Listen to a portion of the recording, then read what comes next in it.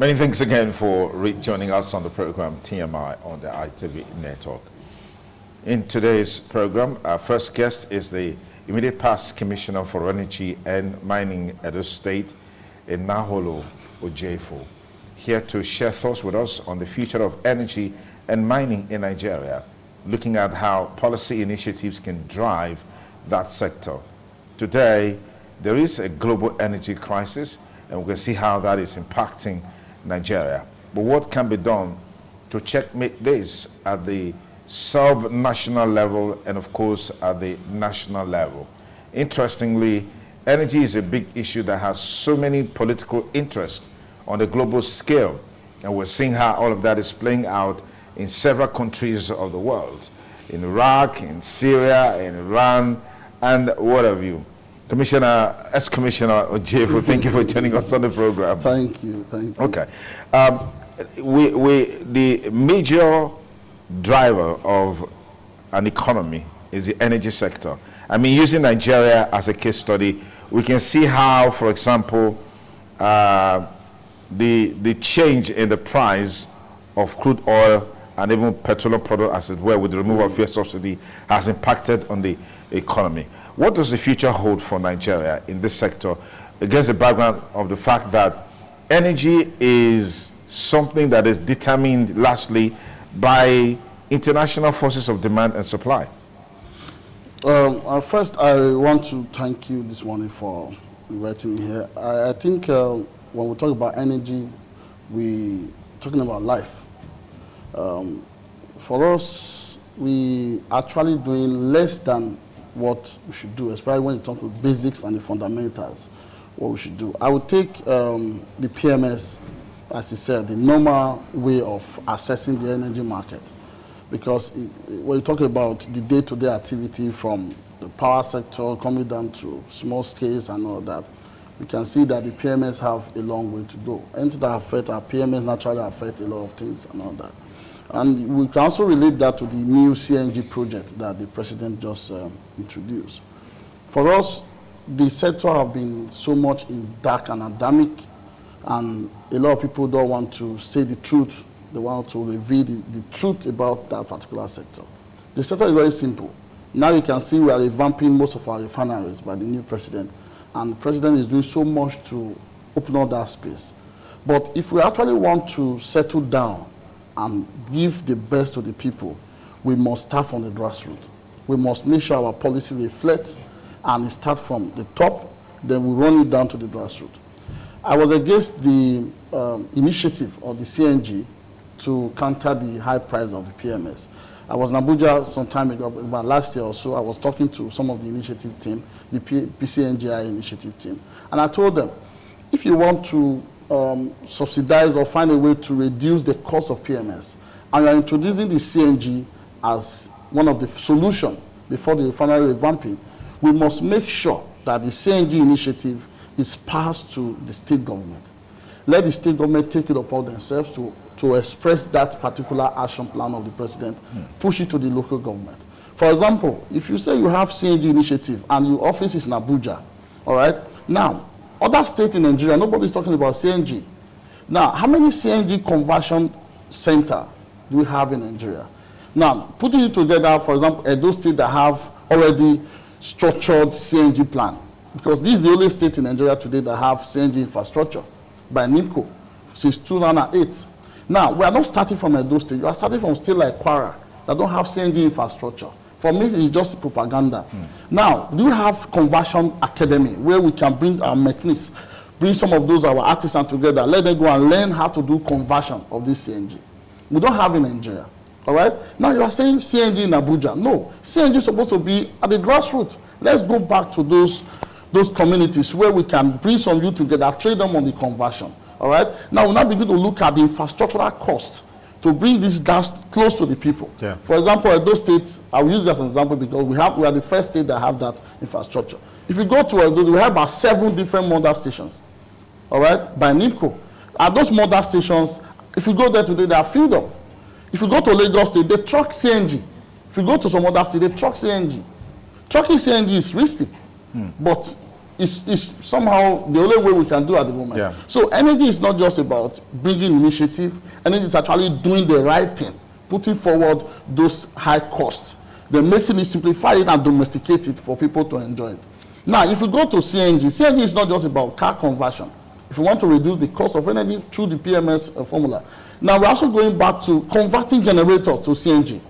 Now, there's a whole lot of job that will be created there. We need a lot of investors to come into that space. Because going to hotels, for example, stations, going to hospitals and all that, to feed those CNG generators, you need a lot of people to come into that space, to start buying from NIPCO and distributing the same way you are doing, filling your gas at home for cooking. Okay. Do you understand? So the initiative is the problem about the oil sector, the energy sector. So in a sense, policies are not, is a major challenge. Yeah, it's a major problem. Now we are revamping these refineries. State government don't have, or federal government don't have any business doing business. All you need to do is to create an enabling environment. All right, make it more acceptable, make it more profitable, make it more lucrative, build the security and the trust for that business. Investors will come in. So if I have to be the president, I have to advise the president. For me, I was okay. Let's go into privatization. Let people come and take up these refineries. Boy is building one other refinery. Why will Boy be building a refinery again when we have about 3 to 4 refineries that are not working? Why can't we give it to Boy to manage for us? Okay. Do you understand? Let's give it to Boy to manage for us. Okay. All we need to do is to regulate. Federal government is to regulate the market, and you see everything just naturally goes down. The subsidy scam that happened before President Tinubu came, you can see the way everybody was playing around the subsidy. People would just stay at home and have blended plants across the other countries, and they blend product for us. They come to this country and mess everything up. All right? So if we want to actually get it right in terms of that part of the energy, because energy is all about power as well, we need to implement our policies, not creating new policies. There are existing policies that have solved this problem before Tinubu came on board.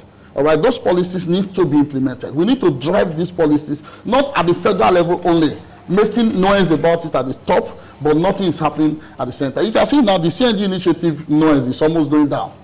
Nobody is talking about CNG anymore. People are now saying, oh, they are going back to fuel again. To say, oh, now they are reducing the price of fuel. Everybody's not going back to fuel because they are seeing that, oh, the fuel price is going down.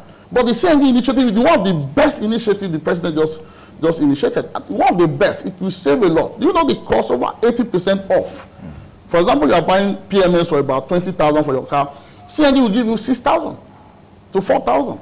So that initiative needs to be pushed, not just to start something, but we need to start initiative or a policy and finish it well. Okay. So the problem in energy is actually the policy finishing. Former Commissioner, sir, you talked about the importance of policies. We already have some on ground. What are those key policies, policy initiatives that you think are already in existence that need to be implemented, and how can the government actually implement this to boost the energy and mining sector? Okay. For example, let me use Edo State because it's very open for us to, as a state, we created a policy to say, okay, you know what, all the major sector in Edo State must now have power. We now open up to two. We said we need to have our own gas to power project initiative and policies. We created the gas to power initiative, which Osama was vetted. We now have the renewable energy policy that we are going to use. And in the renewable energy policy, we break it down into two. It was now subcode. We have the one for the commercial, which is for businesses. Then we have the one for community. So part of the policy was to, okay, you know what, let's go down to data to see how many communities need to be powered. How many communities are unserved? That means they don't have light at all. They are not seeing light at all. We discovered about 104 communities don't have light in Edo. All right? What I did was, okay, you know what, for these 104 communities, let's check if there are any infrastructure close to that area. We went to some places in Oriomo and on that community and all that. We went there, we discovered that the infrastructure, the cost of infrastructure from other Samamba area to that area will be too high. All we need to do is that we need to now put renewable energy there. So the first initiative was to now do mini grid across all the major communities. And by the grace of God, before I left government, I did about 10 mini grid across Edo. 100% power, 24 hours light. And the communities have the communities, yes, they have it.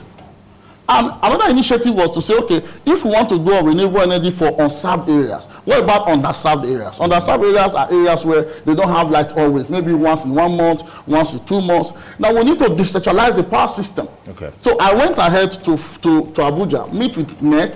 I told them, you know what, this oversight function for us at those states to now control the electricity market, we need to put that into our system. So after about 2-3 meetings, we tried to work with the BEDC, which is the DISTO and all that, and they approved for us. I was there for about 2 weeks, fighting for that particular override function so that our electricity commission can be initiated that will regulate our electricity market. Because I can't imagine somebody telling me that the distance from Esako West to Owa, you want one particular infrastructure to cover that area. No, we need to decentralize it. All right? Now, if we don't have the right as a state from federal government to now control our electricity market, it will help us a lot. Now, August 22nd, I brought that particular certificate from NEC. Today, as I speak to you, those states now control electricity market. So we were setting up the commission before the election, which I believe that the new government will do that. Once we set up the commission, we now regulate everything. We didn't stop. They will also create initiatives and policies for the state that everybody must be metered. We don't have to have estimated billings. Yeah. All right, you can't tell me that because you allocate about 1 megawatt to my community, and people on illegal connectors are connected everywhere. At the end of the day, people who are actually paying the bills will pay higher. Yeah. People who don't pay bills will still enjoy the same light. Okay. So that's what they are doing. If this to allocate power to your area, you must pay for that power because electricity is a commodity. It's like rice and beans you buy in the market. Yeah. So whatever they produce, they sell. So because of that, we now say, okay, let's end estimated billing. And I initiated the mass metering program, the first in Nigeria. And we launched out 500,000 meters. That meters finished in 2 months. And we also restrained the BEDC and the DISTO to say, you know what, the essence of telling me that if I pay for meter, I will have to wait for another 3 months or 2 months, it's over. Yeah. Let's make it 10 days. We all agree for 10 days. With the MD of BEDC was with me, we agree on 10 days. That means 10 days, if you pay for meter as a subsidized rate, you must be able to fix that meter for me in 10 days. And we set up a pilot project for 500,000 meters. All of them was rolled out. Today, people are enjoying that policy. Okay, let's quickly talk about the concerns about high cost of energy, particularly getting private initiatives coming into it. If you look at, for some people, until only recently when we had this restructuring of the payment system for different categories of people, band A, band B, and all of that. Yeah, people used to enjoy power at a very, very moderate rate. Some will tell you that what Oshama, for example, is offering is far more expensive than what BEDC is offering. How do you think we can checkmate that? Okay, because, first, let's understand that commodity, that electricity is a commodity, it's a product. The electricity education project was one of our initiatives to train people on how to use energy. Now, let me tell you for free, part of our initiative that we started doing it already before I left government, was to start supporting small businesses with power, all right? We selected major sectors like the healthcare sector, we selected other churches, religions that have a very good, stable source of repayment of that particular facility. Then we now look at other small business like hotels and all that. What we want to do is to now say, you know what, listen, if we build renewable energy for you, a grid for you to power your entire facility, all right, you can put it for night, then you use your BEDC for day. So now, if for example, they build facility for you for 100,000 naira, or maybe 100 million, for example, you are going to spread it for 5 years and do the repayment. You discover that with the support of the renewable energy, you are reducing the cost of energy. Okay. Now, light is not free. You don't use it for free. You must educate everybody working in your facility or you at home on how to use energy. Number one. You must look for alternative energy to support the system. And I don't say, for example, in Nigeria, we are blessed with that alternative energy. If in the night we can have your BEDC working for you, in the daytime you can have your renewable energy working for you. It's a support system, all right? Now, if you also want to work with the cost available to you by BEDC, you must not know what to on at any particular time and what not to switch on. For example, I was telling somebody at the hotel some days ago, I said, listen, you are onning these bulbs down, and nobody is in that room. You on the fridge is still on down. Nobody's in the room. Why are you on this refrigerator? You are on the AC, you are on the fan. Nobody is there. You say you want the place to be cool. You don't do that. Because for anything you own, it's money.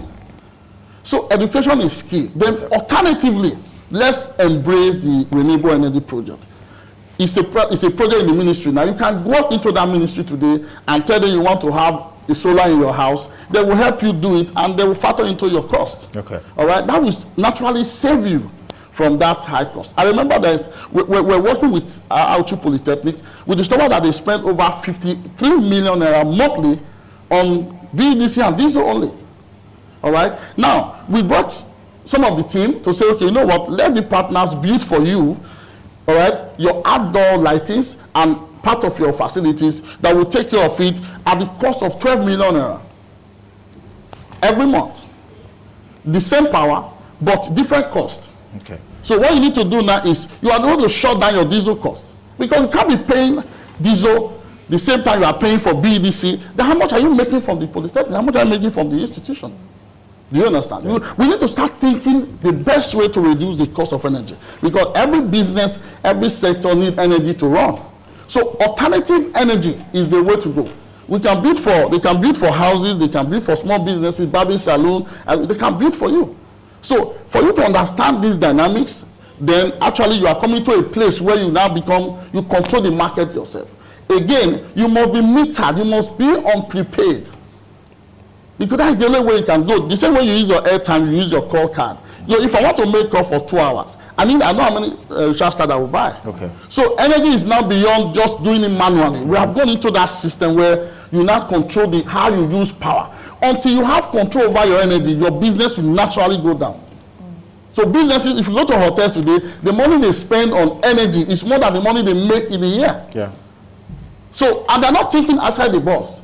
As state government provide these solutions, nobody came, apart from few people that came, to say, okay, we want to adapt into this. So what was the level of publicity for this initiative? Because we're talking about the future of energy and the mining sector in Nigeria and policy impact. This is a policy. To what extent was this publicized to attract that level of participation? So we bettered this initiative, yes. We created these policies. So it's now left for the new government, by the grace of God, which I know that the ministry, the people I was able to empower and give this knowledge back to, they was able to spread it to the next person coming in. Okay. One of the problems we are facing in Nigeria is continuity, ability to continue policies. You know, people say continuity is not about you stop a project here. Maybe there was one road that was constructed before you came. You now say you want to complete that road. No. Let's also continue policies and programs. Don't create new ones. That's the problem we're facing in the energy sector. If you go to the federal level, a lot of policies during the time of Yaradua, a lot of policies before Yaradua, a lot of policies during the time of what's it called, Jonathan, and a lot of policies even in the time of Buhari, because these are different people come with different knowledge. When you come into government, you don't crash policies. You don't create new policies. You don't design new policies. All you need to do is that go through the existing policy and run with it, because there's a time those policies must have matured to a certain level. Therefore, it's just for you to push it and you have victory. And the quickest way to have victory in government is for you to continue existing policy and now multiply it. Now, the policy I created before the new government came in, these are policies both in the energy sector and the mining sector. These are policies that can make Edo State the best. Because we are the first state to have our electricity right, among the first 5, even more than Lagos State. We are the first state to have renewable energy policy. And we designed 10 megawatt, worth over billions. I brought those investors from America. All right? And before investors want to see data. Before coming to meet investors to say, come to Nigeria, come to Edo State to come and set up mini grid. One cost of mini grid is $1.2 million. Which is about how many billion? So the mini grid you are seeing in Ross Specialist Hospital costs billions. The mini grid you are seeing in the whole community costs billions. The mini grid you are seeing in the military hospital costs billions.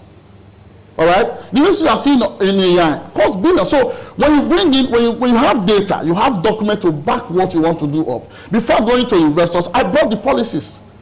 Governor signed them. I came out with my initiative with data.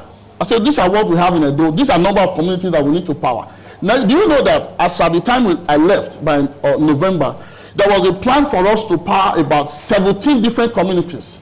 In Owa alone, we're having 4 communities we need to power. with renewable energy. Okay. With the high cost, with as low as 100 naira per unit.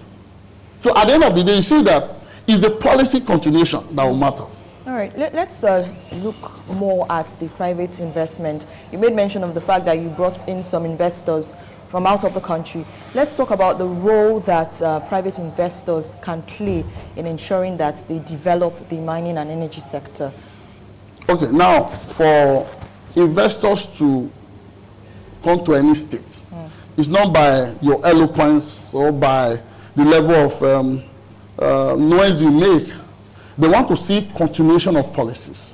They want to see continuity in government. They want to see, they are not interested in your roles and all that. They want to see the policies that, okay, this is what attracted us.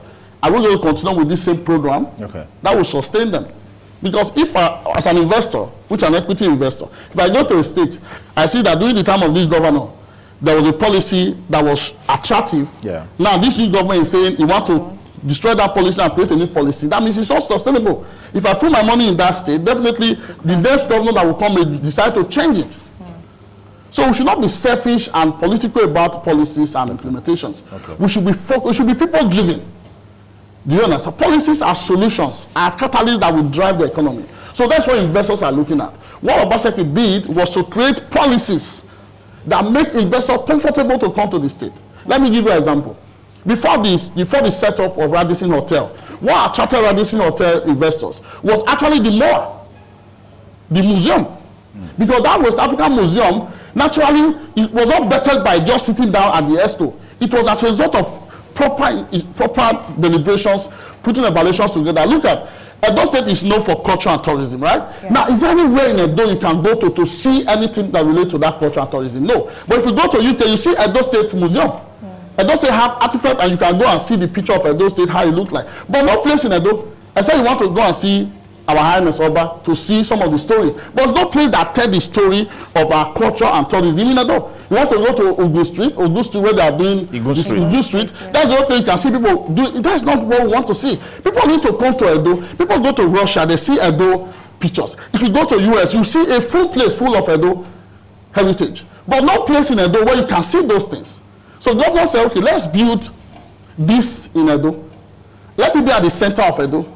Now, by the time they do the online betting to try to see how people will come into the system, about millions of people were already subscribing to that initiative to say, we are going to come here. There are tourists all over the world. They want to come to Edo.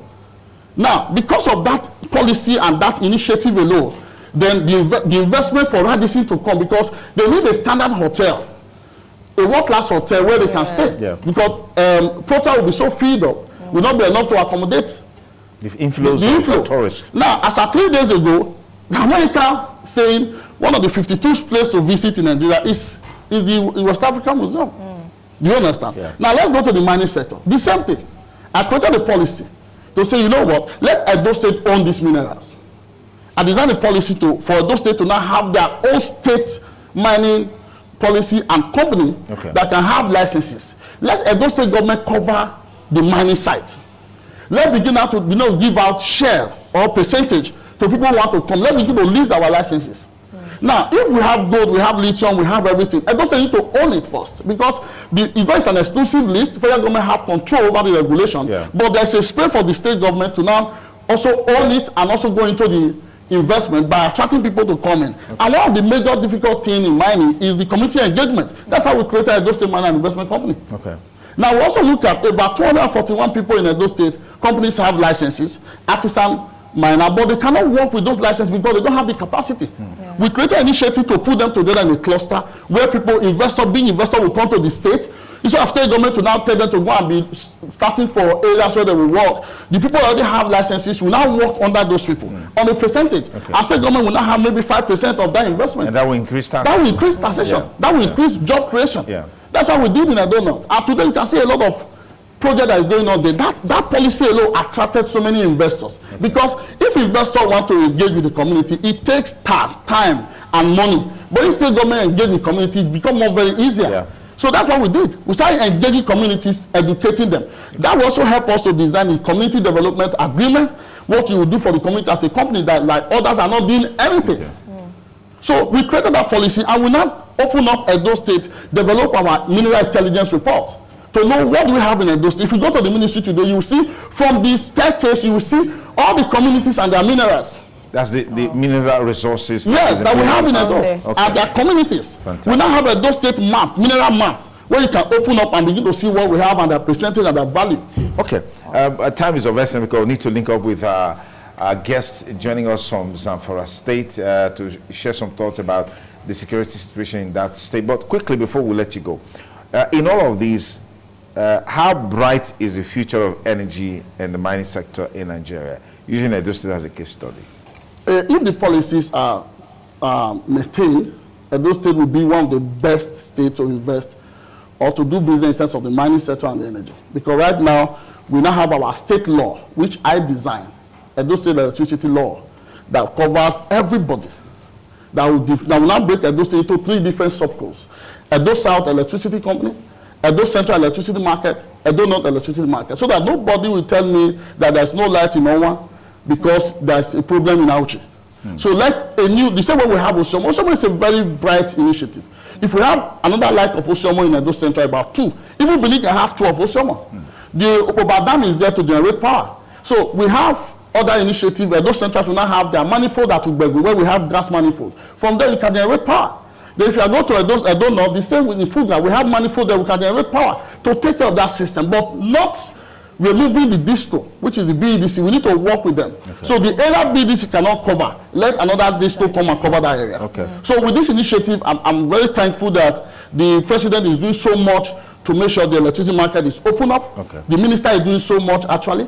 And now in the mining sector, the same thing. The mining sector is open. I don't still have a structure. I don't still have a system.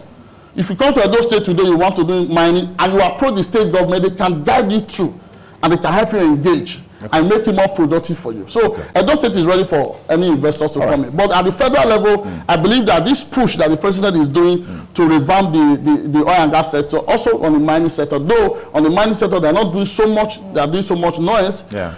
But the oil and gas sector, they are doing so much actually. So I expect so much zeal, so much push from that area, so that the cost of the CNG initiative should be domesticated, the cost of energy should be reduced, and the initiative should be maintained. All right.